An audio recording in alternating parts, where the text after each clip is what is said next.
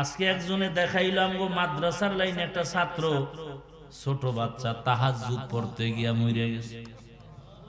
দেখেন না, গতকালকের মনে হয় ঘটনা, পরশুদিন তাহাজ্জুদে দাঁড়াইছে ছাত্ররা, 2 রাকাত পড়ছে মনে হয়, এরপরই ওই নামাজ অবস্থায় ঢলে পড়ে গেছে, ছোট বাচ্চা। আর আপনার ছেলে আস্তা একটা পুরুষ, নামাজ পড়ে না, সালাম দিতে পারে না, আর নুরানি পড়ে, ছোট বাচ্চা, হেফজখানায় পড়ে। মাঝে মাঝে দেখি ভোর রাত্রে আমি সাহারি খাই, ওরা টোস্ট খায়, টোস্ট মাদ্রাসায়। তা আমি একদিন দেখি টুপি নেই, চুরি টুরি করতে উঠলো না, পরে দেখি ডয়ার খুললে কি জানি খায়। হঠাৎ আমার মাথায় আসছে, আজকে তো রোজা, সোমবার, তা আমি সাহারি খেয়েছি, আমার খেয়াল নেই।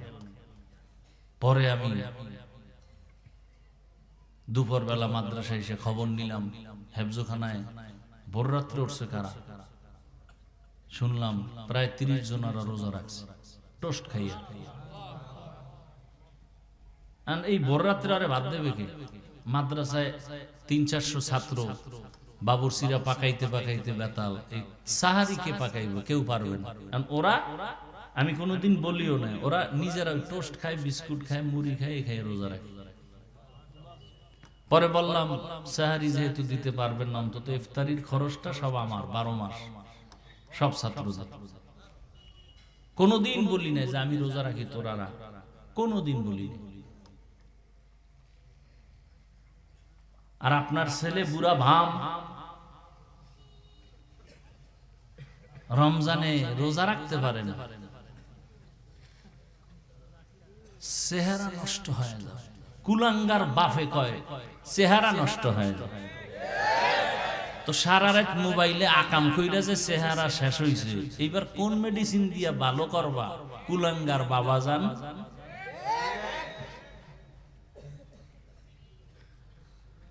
এখনো সময় আছে, তওবা করো। মাদ্রাসার ছেলে আম্মুকে বলে, আম্মু ওযু কি? কয় আজান দিলে ওযু করা লাগে, পবিত্র হওয়া যায়। বলে আম্মু শরায়াতে আল্লাহ, আল্লাহ মানে কি? বলে তোরে যিনি বানাইছেন, কথা বলাইতেছেন, সূর্য দেখো, আকাশ দেখো, এর মালিক আল্লাহ। স্কুলের বাচ্চা কয় আম্মু অজগর কি? এটা একটা সাপ, যারে পায় তারে মারে, গরম। ওই ভাবনাটা ভিতরে আসা মাত্রই সুকেশ ভাঙে, গেলাস ভাঙে, প্লেট ভাঙে। মাদ্রাসার ছেলেরা ভাঙে? ভাঙে না। একই অক্ষর, এখানে এসে শিখলো ওযু, ওখানে গিয়ে কি শিখছে? এটা কেন? বলে বাসে লেখা আছে ধূমপান নিষেধ, আছে না? এরপর কেউ ধূমপান করে? করে মানে টাকা না থাকলে ধার করে টানে। কন্ট্রাক্টর, হেল্পার, ড্রাইভার নিষেধ করলে ধোঁয়াটা আমার দিকে মারে, আর বলে আমার বাবার টাকা দিয়ে গুঠানি। তোর কি? এই বিড়ি পান করার গোষ্ঠী, এদের পাশে দাঁড়াইলে নামাজি না হওয়ার কায়দা হয়ে যায়, আছে না নাই? দুনিয়াতে যদি বাজে কোনো কাম থাকে, বিড়ি টানা হইলে একটা বাজে কাম। যারা শয়তানে ধরে, ভাত থুইয়ে বিড়ি ধরে। কি বিড়ি খোর আসেনি? অজের আগেও বিড়ি, অজের পরেও বিড়ি। চেহারাটার মধ্যে কি নূর বিড়ির কারণে। ঠোঁট তো গোলাপের পাপড়ির মতো সুন্দর। কি বিড়ি টান্নেওয়ালাদের ঠোঁট কেমন? ওর কলিজাটা আরো কালো, ওর চরিত্র আরো কালো, ও তো আগুন খায়, হারাম কাজ। একটা লোক দাঁড়ায় যদি যৌক্তিক দলিল দিয়ে বলতে পারো যে বিড়ি টানলে একটা শারীরিক কোন উপকার, পরকালের তো সব সব নাই, ওই শরীরের কোন উপকার হয় কিনা বলো, আমি টানবো আল্লাহর কসম।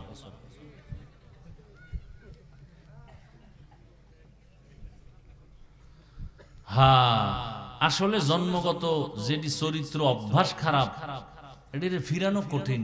কুকুরের জন্মগত অভ্যাস কি? পায়খানা খাবে। ওরে হাজি বিরিয়ানি দিলে খামইব, বলবে পায়খানা দিতে হইবে, এটা ফিনিশিং। এই জায়গা চরিত্র নষ্ট ছোটবেলার থেকেই। এই যে সারা রাত যেটি মোবাইল চালায়, সারা রাত, এই তো 24 ঘন্টা জেনার ফিকিরে থাকে। সারা রাত জেনা করছে না, মোবাইলে চোখের জেনা, হাতের জেনা, কানের জেনা, জবানের জেনা, অন্তরের জেনা। এখন এটা দূরের থেকে করছে, এখন কাছে পাওয়ার জন্য পাগল হয়ে গেছে। এই জন্য ধর্ষণ কেমনে করবে? শিশুর উপরে হামলা করে, কুত্তার উপরে হামলা করে, গরুর উপরে হামলা করে, কারণ চরিত্র পশুর থেকে খারাপ।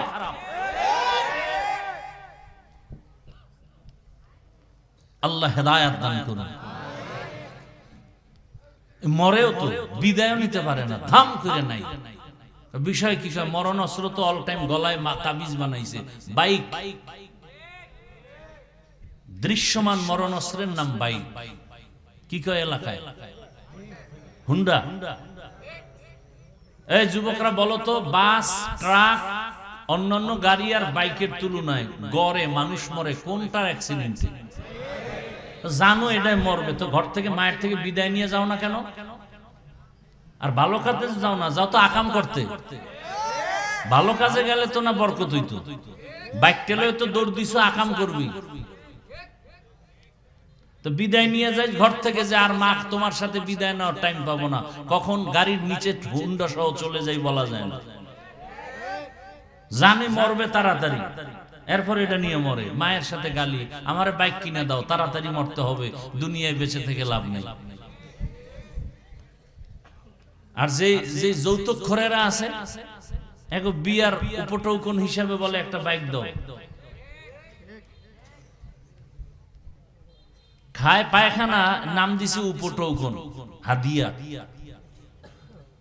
যৌতুক হালাল না হারাম? যৌতুক যারা দেয় ওরাও জালেম, যৌতুক যারা নেয় ওরাও জালেম। এদের মতো ডাকাত, এদের মতো ইতর, এদের মতো ফকিন্নির বাচ্চা দুনিয়াতে আর কেউ নেই। এরা থার্ড ক্লাসের ফকিন্নি। যারা যৌতুক খায়, যারা দেয়, সবগুলো জাহান্নামী। এবং ওই সংসারে কোনোদিন শান্তি হবে না, হবে না, হবে না। যুবক কয়, আমি তো নিয়ত করছি খামু না, কিন্তু আব্বাই তো মান্নত করে ফেলাইছে, ওই পায়খানা খাবেই। আল্লাহ হেদায়াত দান করুন। হায় হায়, রাগ করতেছেন আপনারা? এই কথাগুলো বলি কি আপনার সাথে আমার দুশ্মনী আছে? বরং দিল খুলে মোহাব্বতে বলি যে আপনারা ফিরে আসেন জান্নাতের পথে। আমিও জান্নাতে যেতে চাই, আপনাদেরকেও নিতে চাই। আল্লাহ আমাদের সহি বুঝ দান করেন। আমরা বক্তা হইছি ঠিক, মানুষ হতে পারিনি। মানুষ হওয়া বড় কঠিন জিনিস। কাকে বলে মানুষ? আল্লাহ সূরার শুরুতে বলেন, আর রহমান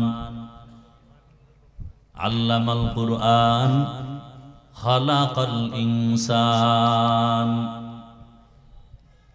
জমিনের মধ্যে আল্লাহ মানুষকে সৃষ্টির শ্রেষ্ঠ মর্যাদা দিয়া পাঠাইছেন।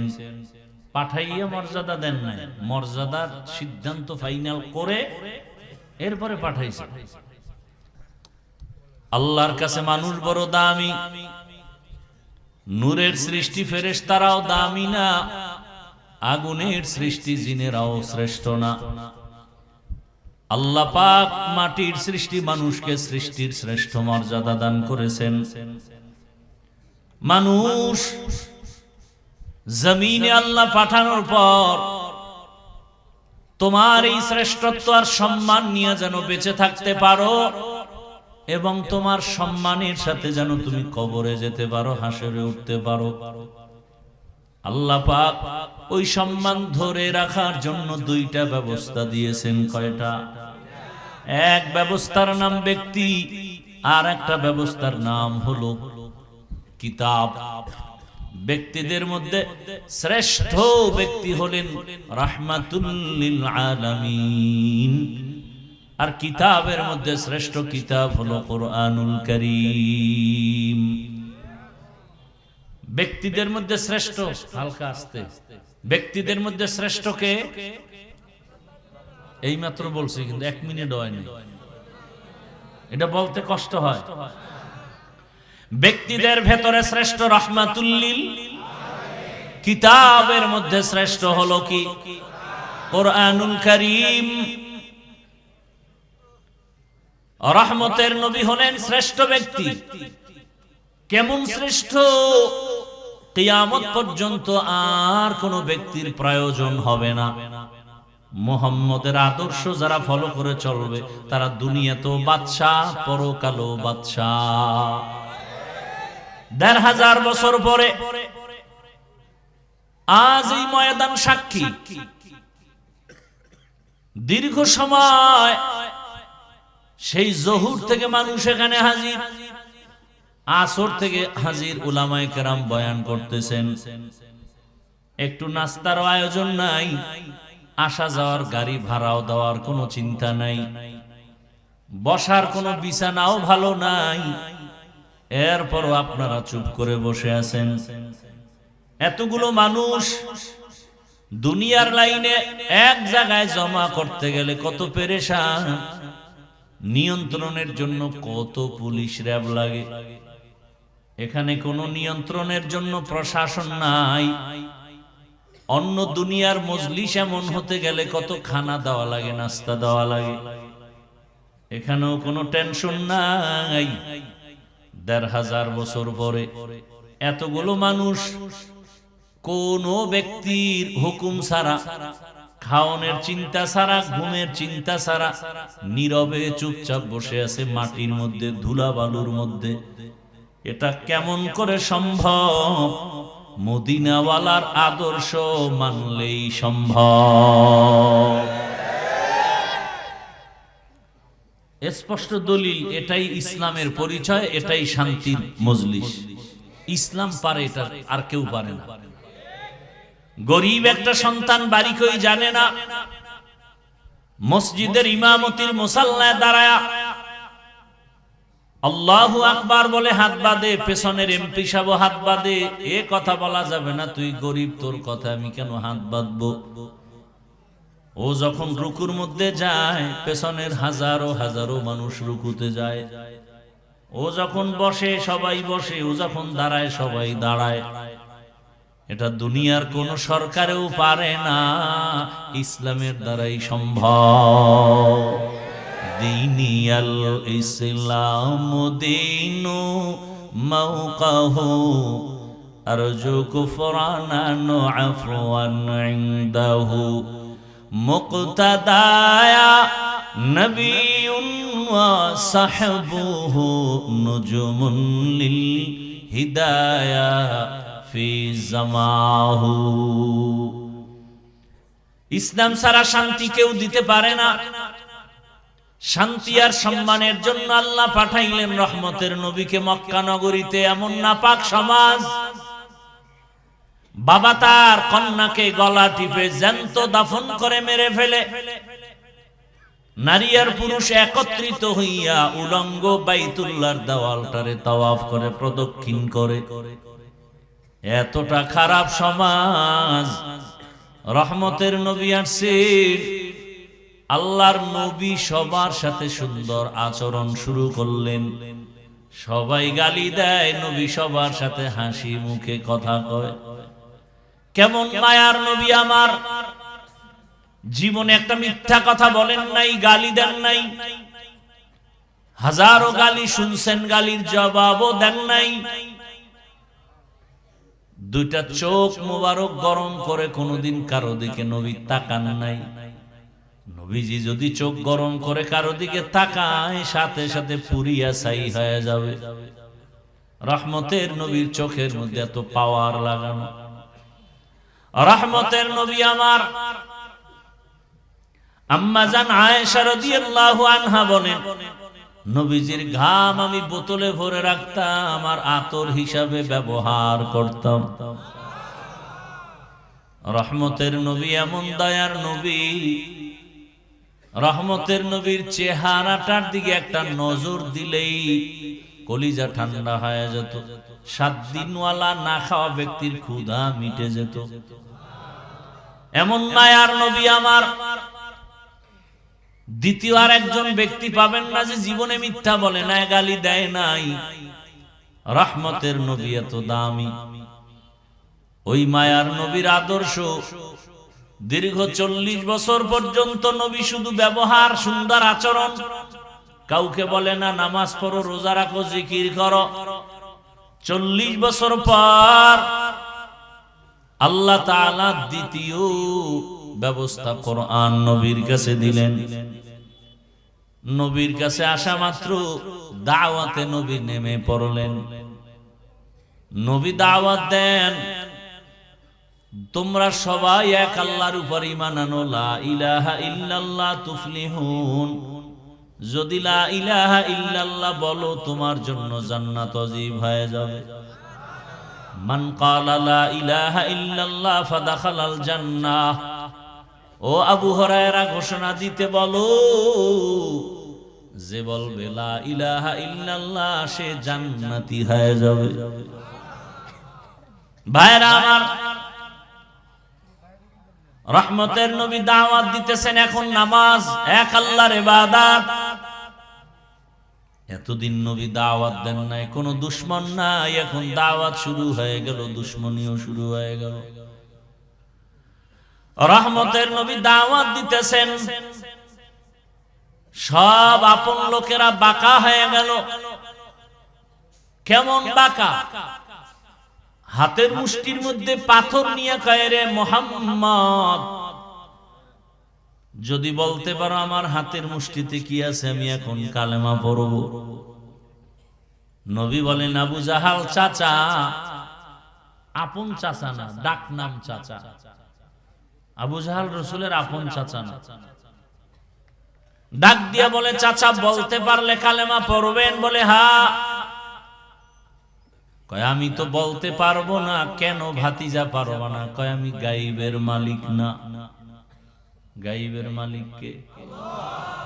কুল লা ইয়ালামু মান ফিস সামাওয়াতি ওয়াল আরদিল গায়বা ইল্লাল্লাহ।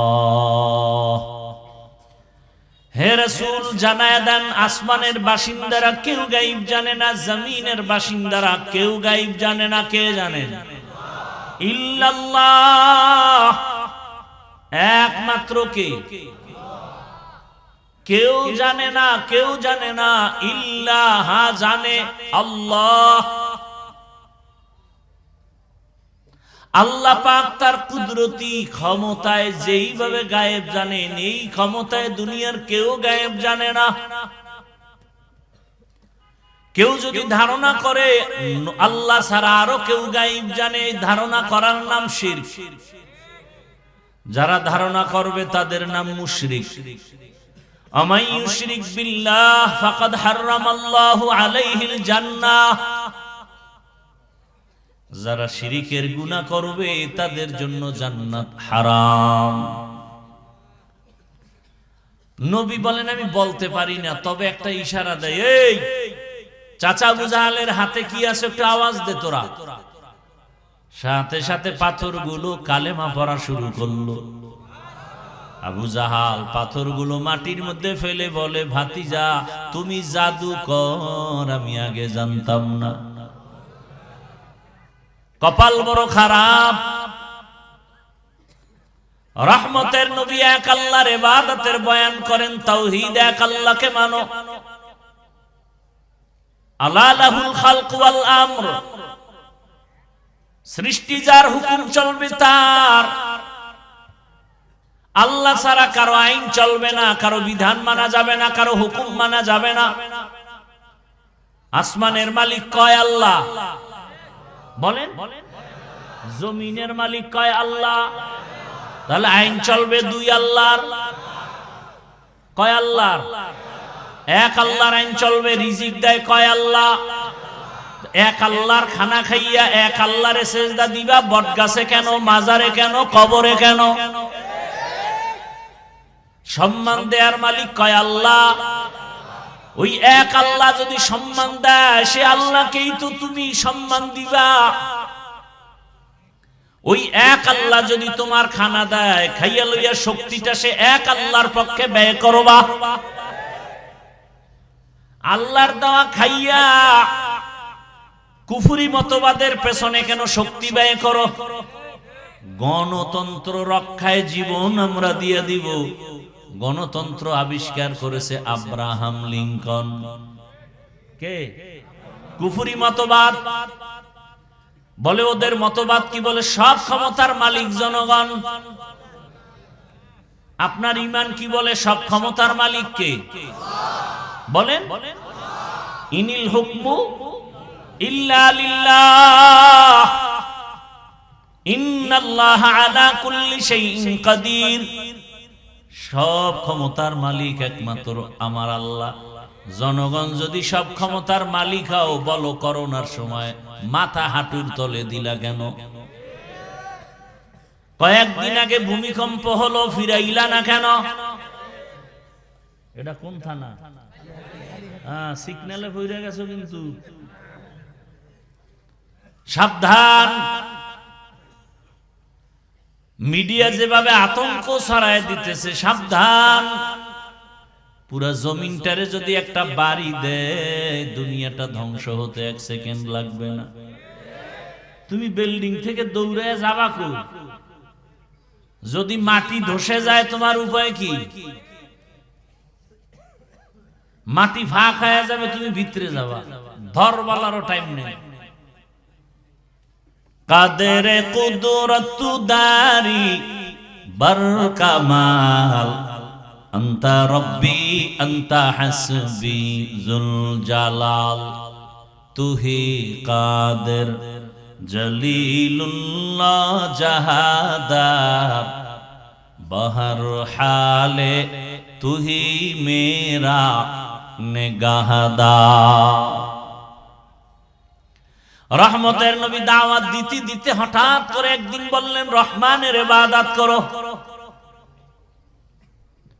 কাফের মুশরিকরা নবীকে আটকাবার জন্য ফাও প্রশ্ন করত, লাগে না তারপরও করত। সুযোগ পেয়ে গেছে মুশরিকরা, কায়রে আব্দুল্লাহর সন্তান, এতদিন বলছো এক আল্লাহরে ডাকবো, ইবাদত করবো, এখন আবার রহমানের ইবাদতের কথা বলো। বলো তো আবার রহমান কি আরেকজন? মানির রহমান। এতদিন আল্লাহ বললা, এখন আবার রহমানের কথা বলো, রহমানকে বলো। তোমার আল্লাহ কি দুইজন কয় না? একজন তো রহমানকে। অপেক্ষা কর, আমার আল্লাহ রহমানের পরিচয় দিয়া আয়াত নাজিল করে নবীকে বলে, নবী ওদের শুনায় দেন আমি রহমানকে। আর রহমান আল্লামাল কুরআন খালাকাল ইনসান। রহমান হলেন তিনি, কোরআন শিখাইলেন যিনি, মানুষ সৃষ্টি করলেন যিনি। রহমান হলেন তিনি যিনি আগে কোরআন শিখাইছেন, তারপরে মানুষ সৃষ্টি করেছেন। প্রশ্ন বড় জটিল। আমরা তো সৃষ্টি হয়েছি আগে, তারপরে কোরআন শিখলাম। আর আল্লাহ কয় না, আমি আগে কোরআন শিখাইছি, পরে মানুষ সৃষ্টি করেছি। বাস্তবতা পুরাটা উল্টা। ও মালিক, উল্টা বললেন কেন? মুফাসসিরিনে কেরাম বলেন, আমার মালিকের কথা উল্টা না, আমাদের বুঝের মেমোরির জিবি বড় দুর্বল। আমাদের মেমোরি দুর্বল। সবার ভেতরে মেমোরি আছে না নেই? দেখতে কালার সব এক, কিন্তু জিবির মধ্যে মাপজব আছে।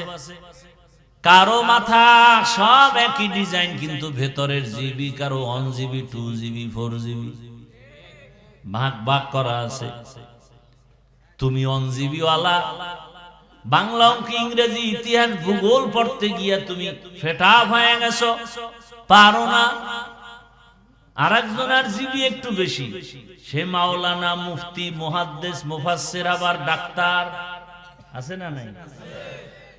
কওমিতেও পড়ছে, আলিয়ায়ও পড়ছে, ভার্সিটিতেও পড়ছে। তার মেমোরির জিবি তাজা। আর তুমি যে 1 জিবি দৌড়াও, মাঝে মাঝে হ্যাং হয়ে গেলেই তো আলেমেরে গালি দাও। জিবি যাও আছে, মাঝে মাঝে হ্যাং হয়ে যায়, তখনই মাকে গালি দেয়, বাবারে গালি দেয়, আলেমেরে গালি দেয়, শিক্ষকের সাথে বেয়াদবি করে। লিকুল্লি শাইইন যিনাতুন ফিল ওয়ারা ওয়া যিনাতুল মারই তামামুল আদাবি আজ খুদা খাহি মে তৌফিক আদব বেআদব মাহরুমে গাশত আজ ফজল। রাত্র কি 12টা বাজে? ঘুমের নেশা? বাঙালি কি রাতে ঘুমায়? সবাই তো মোবাইলের হক আদায় করে। তো কি কষ্ট হইতেছে না? ধৈর্য শেষ? হ্যাঁ, আমি ওই চালান চালাই না যে আমার চালানোর ক্ষেত্রে সজাগ থাকবে না। ঘুমান্ত মানুষ নিয়ে আমি গাড়ি চালাতে পারি না। আমি সচেতন মানুষকে কথা বলতে পারি। যে শুনতে চায় না তাকে আমার জোর করে শোনানোর দরকার কি? দোয়া করে চলে যাব। আপনার কাছে আমিও ঠেকা না, আর দিনের স্বার্থে ঠেকা, এই জন্যই তো কষ্ট করতেছি। কিন্তু আপনি যদি অবমূল্যায়ন করেন, এই কিছু লোক করতেছে, এটি কি বিড়ি টানতে যায়? বিড়ির নেশায় দোষ। হ্যাঁ, কপাল বেশি সুবিধা না? নিজের কপালও পুরে, অন্যের কপালও পুরার অপচেষ্টা চালায়। এই যাদের উঠার ব্যারাম, আপনারা মাঠের প্যান্ডেলের ভিতরে আপনারা থাকেন কেন?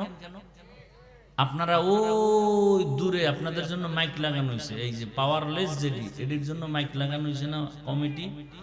হ্যাঁ, ও সিফাগল্লিতে বয়ে বিড়ি টানবা আর বয়ান শুনবে। প্যান্ডেলের মধ্যে ঢুইকা ডিস্টার্ব কেন? কত আলেম ওলামা বসা, এদেরকে ডেঙ্গিয়ে বের হন, ভয় লাগে না? কেন ক্ষতি করে না আমাদের? বলেন তো, আপনি কি ক্ষতির জন্য জন্ম নিছেন? জীবনটা খালি অন্যের ক্ষতিই করবেন।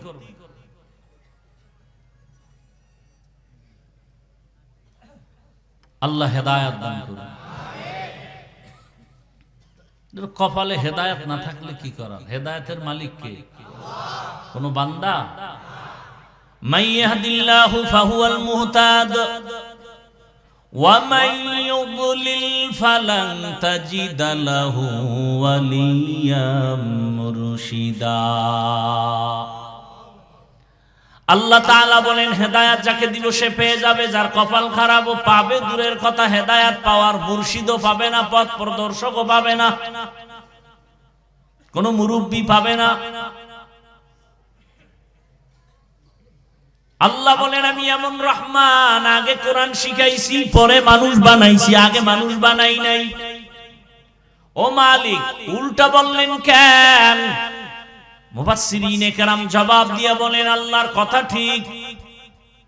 বলে তা কেমন? বলে দুনিয়াতে যত মানুষ, আল্লাহর কাছে এই মানুষ জান্নাত পাবে না। আল্লাহর কাছে একদল মানুষ জান্নাত পাবে, সেই মানুষ এই মানুষ না। বলে এই মানুষ কারা? বলে এরা বংশগত মানুষ। এই মানুষ কারা? বলে এরা জন্মগত মানুষ, আদমের বংশের মানুষ। হিন্দুও তো আদমের বংশগত মানুষ, বৌদ্ধ ধর্মের মানুষও তো আদম নবীর সন্তান হিসাবে বংশগত মানুষ। বংশগত পরিচয় জান্নাত পাওয়া যাবে না। এ কারণে স্বয়ং আদমের সন্তান কাবিলও জান্নাত পাবে না। নূহ নবীর সন্তান কেনান জান্নাত পাবে না। ভালো করে বুঝো, ইব্রাহিম নবী একজন কত বড় জলিল কদর পয়গম্বর, বাবা আজর জান্নাত পাবে না। আল্লাহর কাছে একদল মানুষ জান্নাত পাবে। ওই মানুষ কারা? বলে এরা বংশগত পরিচয় না, এদের পরিচয় জন্মগত পরিচয় না, এদের পরিচয় হলো এরা গুণের মানুষ। কিসের মানুষ? গুণের মানুষ।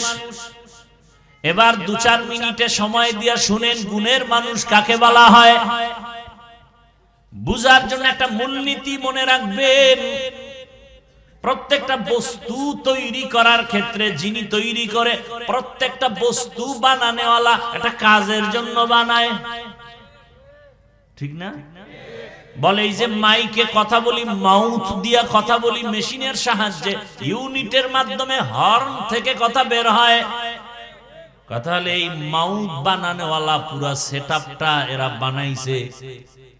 কেন বানাইছে? বলে একটা কাজের জন্য। কাজ কি? বলে আওয়াজটাকে দূরে সরাবে, দূরে সরায় দেওয়ার জন্য এই মাইক। যেই বস্তুটা যেই কাজের জন্য বানাবে ওই কাজটাই হলো ওই বস্তুটার গুণ। তাহলে মাইকওয়ালা মাইক বানাইছে আওয়াজ দেওয়ার জন্য, আওয়াজ দেওয়া মাইকের গুণ। পাখাওয়ালা পাখা বানাইছে কেন? বাতাস দিয়া ঠান্ডা করার জন্য, বাতাস দেওয়া পাখির পাখার গুণ। এই মূলনীতি, যেই বস্তুটা যেই কাজের জন্য বানাবে ওই কাজটা হলো ওই বস্তুর গুণ। ঘড়িওয়ালা ঘড়ি বানাইছে কেন? কোন কাজ? টাইম দেওয়ার জন্য, টাইম দেওয়া ঘড়ির গুণ। ভালো করে বুঝেন। তাহলে মাইকের গুণ আওয়াজ দেওয়া, বাতির গুণ আলো দেওয়া, পাখার গুণ বাতাস দেওয়া। যদি মাইক আওয়াজ সুন্দর করে না দেয়, এখানের সবাই বলবে মাইক ফেলে দাও, ভেঙ্গে ফেলো, এটা গুণের মাইক না। বাতি যদি আলো না দেয়, বলবে এটারে ভেঙ্গে ফেল, এটা গুণের বাতি না। যেই বস্তু যেই কাজের জন্য বানানো হয় কাজ হলো বস্তুটার গুণ। মানুষ নামের বস্তুটা আল্লাহ বানাইছেন কোন কাজের জন্য? বলেন না কেন? মা খালাকুতুল জিন্না ওয়াল ইনসি বাখা জুজ ইবাদত নিস্তে মাকসুদাত জাহা। মানুষ বানাবার একটাই কাজ, ইবাদত। কার ইবাদত? ইবাদত মানি মসজিদের মধ্যে বসে বসে তাসবিহ টানো, জিকির করো না। জীবনে তুমি যা করবা, যা বলবা সব হবে ইবাদত। কান্না করো ইবাদত, ঘুমাও ইবাদত, হাসি দিবা ইবাদত, নামাজ পড়বা ইবাদত, ব্যবসা করো ইবাদত, চাকরি করো ইবাদত, কাউকে বন্ধু মনে করবা ইবাদত, কাউকে দুশমন মনে করবা ইবাদত। তবে বিনা শর্তে না, দুইটা শর্ত থাকলে হবে ইবাদত। এক নাম্বার, আমি যা করব যা বলবো সব আমার আল্লাহকে খুশি করার জন্য, রেজা বিল কাজা। আর আমি যা করব সব হবে মদিনার নবীর আদর্শ অনুযায়ী। নবীজির আদর্শ মেনে কাউকে দুশমন মনে করো ইবাদত, নবীর আদর্শ মেনে ব্যবসা করো ইবাদত, নবীর আদর্শ মেনে বাথরুমে যাও ইবাদত। আর রাসূলের আদর্শ বাদ দিয়া নামাজ পড়বা, কাজে লাগবে না। নবীর আদর্শ বাদ দিয়া রোজা রাখলেও সওয়াব হবে না। একজনে মাগরিবের 3 রাকাত ফরজ নামাজে দাঁড়ায় কয় বেজোর পরে লাভ কি? আর 1 রাকাত বাড়াইয়া জোর বানায়া 4 রাকাত করি, আল্লাহ খুশি হবে। আল্লাহরে 2টা সেজদা দিলে বেশি আল্লাহ খুশি হবে। 4 রাকাত বানায় দিল মাগরিবের 3 রাকাতের, কত পরিমাণ সওয়াব হবে? কেন? বলে নবীর আদর্শে নাই। একজনে 30টা রোজা রাখার পরে আবেগ বেড়ে গেছে, ও আল্লাহ পুরো বছর কেন দিলা না? একটাও ভাঙতাম না। যেহেতু দাও নাই, অন্তত একদিন হলো ঈদের দিনটা রোজা রাখি। ঈদের দিন রোজা রাখলে কবুল হবে। কেন হবে না? কেন হারাম? হ্যাঁ, নবীর আদর্শে নাই। এজন্যই তো বলি রাসূলের আদর্শ পারফেক্ট, দুনিয়ার সবার আদর্শ নাপাক। একমাত্র মদিনাওয়ালা রাসূলের আদর্শই হলো পাক। নবীর আদর্শ পুত পবিত্র। ওই আদর্শ আজ আমার মধ্যে থাকার কারণে আমার সম্মান। ওই আদর্শ ১৫০০ বছর পরে স্কুলের ছেলের মধ্যে আসার কারণে তারও সম্মান। ও আমার যুবক বাবারা, স্কুলে কলেজে পড়নেওয়ালা নামাজি কি কেউ নাই? ওর সম্মান কম। ডাক্তার, প্রফেসর, ইঞ্জিনিয়ার 5 ওয়াক্ত নামাজ পড়ে, দাড়িওয়ালা নাই। খুঁজিয়া দেখো সম্মানেরও অভাব নাই। RAB, army, police, BDR, OC, DC, SP 5 ওয়াক্ত নামাজ পড়ে, সম্মানও অনেক। অনেক চেয়ারম্যান, অনেক মেম্বার 5 ওয়াক্ত নামাজ পড়ে। ও আমার কলিজার যুবক,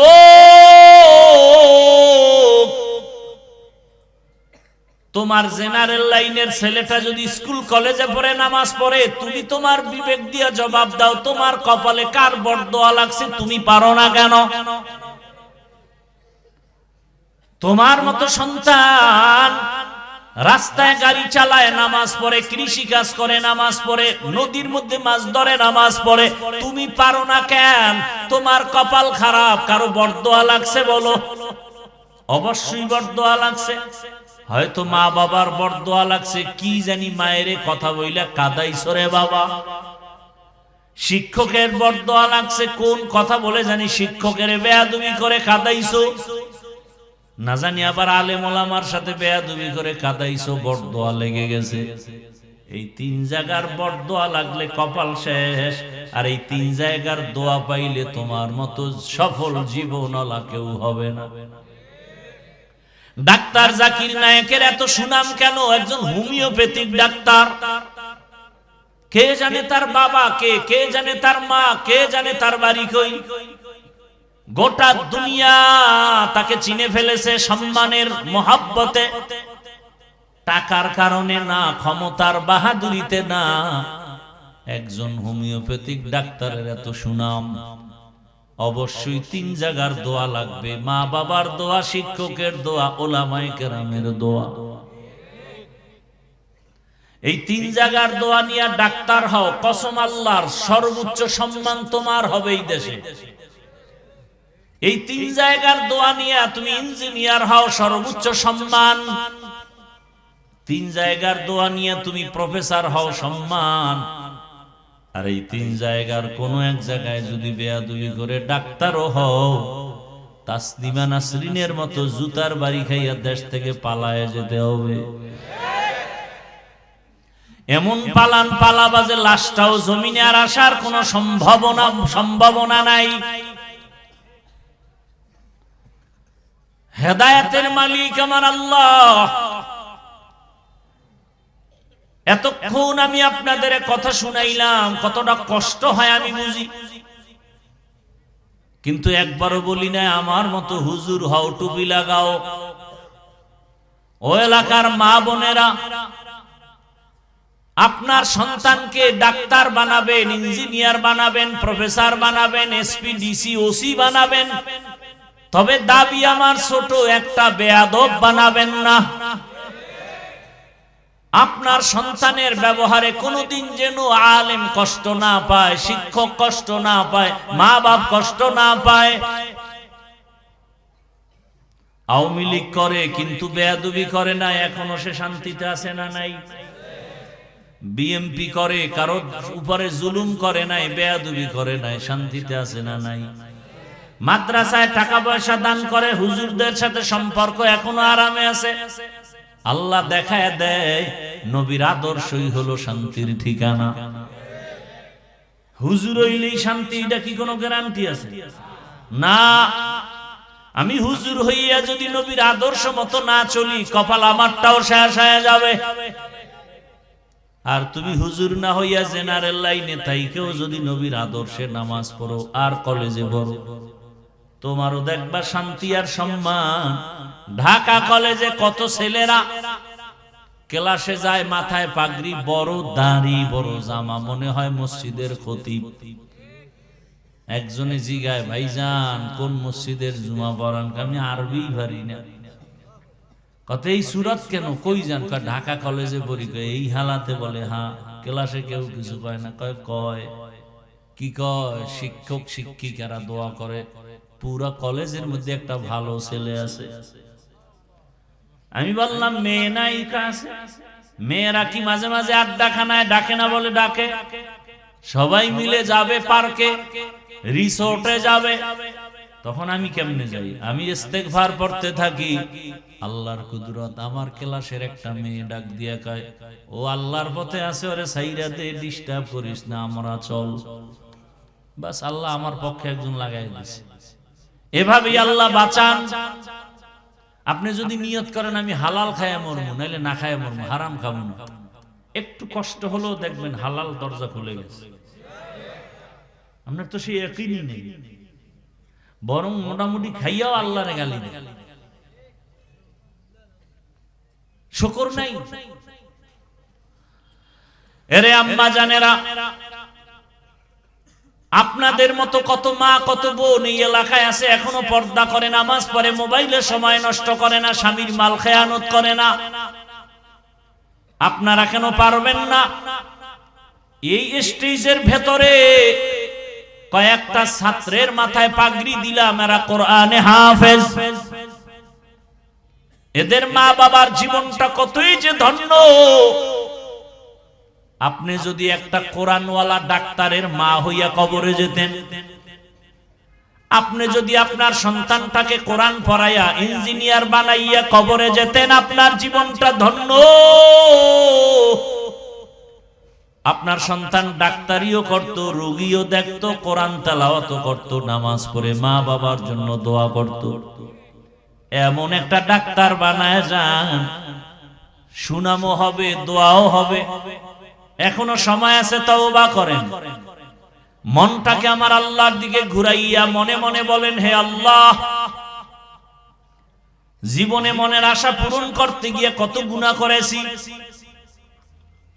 ও আল্লাহ, আর গুনাহ করব না, নামাজ ছাড়বো না, বেপরদায় চলবো না, মা বাবার দোয়া নিয়ে চলবো, স্বামীর মাল হেফাজত করব, মোবাইলে সময় নষ্ট করব না। ও আমার কলিজার যুবক বাবা, জীবনে তো কম দাড়ি কাটলা না, কম বেপরদায় চললা না, পার্কে কম দৌড়াইলা না, সারা রাত মোবাইল তো কম চালাইলা না, এখনো কি আশা মিটে নাই? আর কতবার দাড়ি কাটলে তোর আশা পূরণ হবে? কতবার পার্কে গেলে আশা পূরণ হবে? কত রাত মোবাইল চালাইলে তোর আশা পূরণ হবে? এবং এটাও বল, তোর হায়াতের বাকি আছে কয়দিন? এমন একটা দিন নাই গাড়ির নিচে, পানির নিচে, ঘুমের বিছানায় যুবকের লাশ নাই। আজরাইল আইসা যদি দেখে গানের তার লাগানো। আজকে একজনে দেখাইলাম গো, মাদ্রাসার লাইনে একটা ছাত্র, ছোট বাচ্চা, তাহাজ্জুদ পড়তে গিয়া মরে গেছে। দেখেন না? গতকালকের মনে হয় ঘটনা, পরশুদিন তাহাজ্জুদে দাঁড়াইছে ছাত্ররা, 2 রাকাত পড়ছে মনে হয়, এরপরই ওই নামাজ অবস্থায় ঢলে পড়ে গেছে, ছোট বাচ্চা। আর আপনার ছেলে আস্তা একটা পুরুষ, নামাজ পড়ে না, সালাম দিতে পারে না, আর নুরানি পড়ে, ছোট বাচ্চা, হেফজখানায় পড়ে। মাঝে মাঝে দেখি ভোর রাত্রে আমি সাহারি খাই, ওরা টোস্ট খায়, টোস্ট মাদ্রাসায়। তা আমি একদিন দেখি টুপি নেই, চুরি টুরি করতে উঠলো না, পরে দেখি ডয়ার খুইলা কি জানি খায়। হঠাৎ আমার মাথায় আসছে, ও আজকে তো রোজা, সোমবার, তা আমি সাহারি খেয়েছি, আমার খেয়াল নেই। পরে আমি দুপুর বেলা মাদ্রাসায় এসে খবর নিলাম, হেফজখানায় ভোর রাত্রে উঠছে কারা, শুনলাম প্রায় 30 জনারা রোজা রাখছে টোস্ট খাইয়া। এই ভোর রাত্রে আরে বাদ দেবে কে? মাদ্রাসায় 300-400 ছাত্র, বাবুরসিরা পাকাইতে পাকাইতে বেতাল, এই সাহারি কে পাকাইবে? কেউ পারবে না। কারণ ওরা, আমি কোনোদিন বলিও না, ওরা নিজেরা টোস্ট খায়, বিস্কুট খায়, মুড়ি খায়, খায় রোজা রাখে। পরে বললাম, সাহারি যেহেতু দিতে পারবেন না, অন্তত ইফতারির খরচটা সব আমার, 12 মাস সব ছাত্র। কোনোদিন বলি না যে আমি রোজা রাখি তোরা রাখ, কোনোদিন বলি না। আর আপনার ছেলে বুড়া ভাম, রমজানে রোজা রাখতে পারে না, চেহারা নষ্ট হয়ে যায়। কুলাঙ্গার বাফে কয় চেহারা নষ্ট হয়ে যায়। তো সারা রাত মোবাইলে আকাম কইরা যে চেহারা শেষ হইছে, এইবার কোন মেডিসিন দিয়া ভালো করবা? কুলাঙ্গার বাবাজান।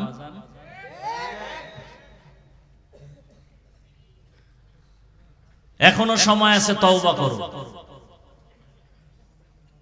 অনুরোধ করে বলছি, তওবা করো। পর্দার আড়ালের মা বোনেরাও তওবা করেন, যুবক বাবারাও তওবা করো। মনটাকে আল্লাহর দিকে ঘুরায় বলো, আর নামাজ ছাড়বো না, বেপর্দায় চলবো না, মা বাবারে কষ্ট দিব না। শিক্ষকের দোয়া নিয়া, উলামায়ে কেরামের দোয়া পরামর্শ নিয়া নবীজির তরিকা মেনে চলবো। তওবা করার মতো যদি কারো অন্তর তৈরি হয়, খাঁটি তওবার নিয়ত যাদের আছে, দুটো হাত আমার আল্লাহকে দেখায় দাও। আয় আল্লাহ, হাতগুলো কবুল করে নেন, তওবা কবুল করে নেন। তওবার উপরে মজবুত হইয়া চলার মতো তৌফিক দান করেন, আমিন। আলহামদুলিল্লাহি রাব্বিল আলামিন। والصلاة والسلام على سيد الأنبياء والمرسلين وعلى آله وأصحابه أجمعين يا أرحم الراحمين يا أرحم الراحمين يا أرحم الراحمين رب ارحمهما كما ربياني صغيرا اللهم إنك عفو كريم تحب العفو فاعف عنا اللهم إنا نسألك رضاك والجنة ونعوذ بك من سخطك والنار اللهم إنا نعوذ بك من البرص والجنون والجذام وسيء الأسقام وديار মালিক কুদরতের দরজা খুলে দেন। আমরা সবাই গুনাহগার, তওবার নিয়তে হাত তুলেছি। মেহেরবানি করে আমাদের গুনাহ মাফ করে দেন, আমাদের তওবাওয়ালা জীবন দান করেন, গুনাহমুক্ত জীবন দান করেন। আল্লাহ, আয় আল্লাহ, মাহফিল কবুল করে নেন। আয়োজনকারী, সহযোগিতাকারী, দান সৎকারীদের কবুল করে নেন। এলাকায় শান্তি দান করেন আল্লাহ।